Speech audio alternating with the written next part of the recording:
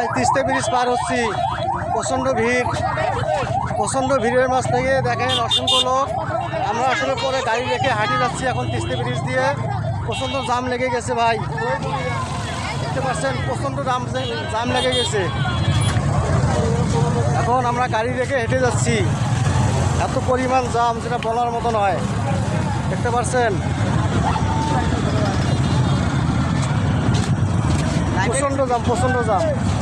প্রচণ্ড জাম পার হচ্ছি ভাই এখন। ভাই আমরা প্রচণ্ড জাম লেগে গেছে, আমি জামটা খালি পার হচ্ছি ভাই, দেখতে পাচ্ছেন অসংখ্য লোক আমার সামনে পেছনে। আমরা গাড়ি রেখে শেষে হাঁটিয়ে পার হইতেছি, আপনারা মনোযোগ দিয়ে ভিডিওটা দেখবেন।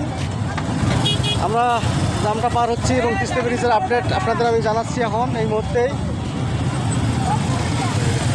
অসংখ্য লোক দেখতে পাচ্ছেন,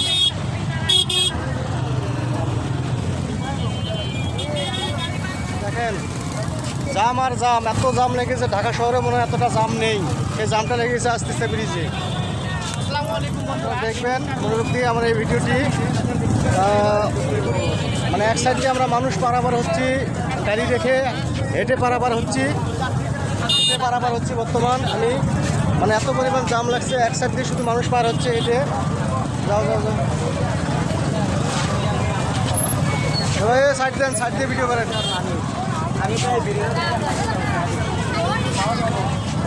দেখতে পাচ্ছেন ভাই প্রচুর মানুষ এসেছে এই জায়গায়, এত জাম যেটা বলার মতো নয়। সবাই সেলফি তুলতে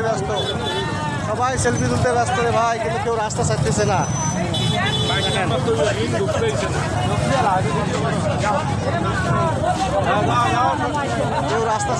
সবাই সেলফি উঠাচ্ছে, দেখতে পাচ্ছেন অসংখ্য লোক।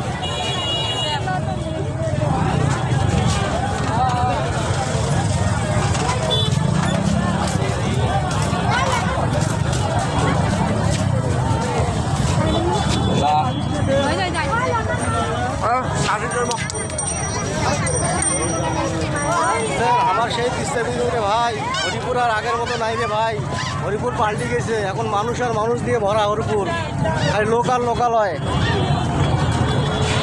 এমন অবস্থা। একটা মানুষ এখানে যদি মানে দুর্ঘটনাও হয়, তাকে হাসপাতাল নিয়ে গেছে, সে লোক ডেড হয়ে যাবে, এই অবস্থা হয়ে গেছে বর্তমান জাম দিয়ে। দেখতে পাচ্ছেন অসংখ্য জাম, মানে ঢাকা শহরেও এতটা জাম নেই যে জামটা আমাদের এখানে বর্তমান লেগে গেছে।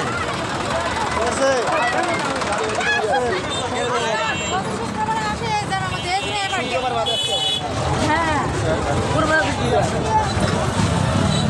অসংখ্য লোক, মানে যেটা বলার মতো নয়। ওরা কই গেল ভাই?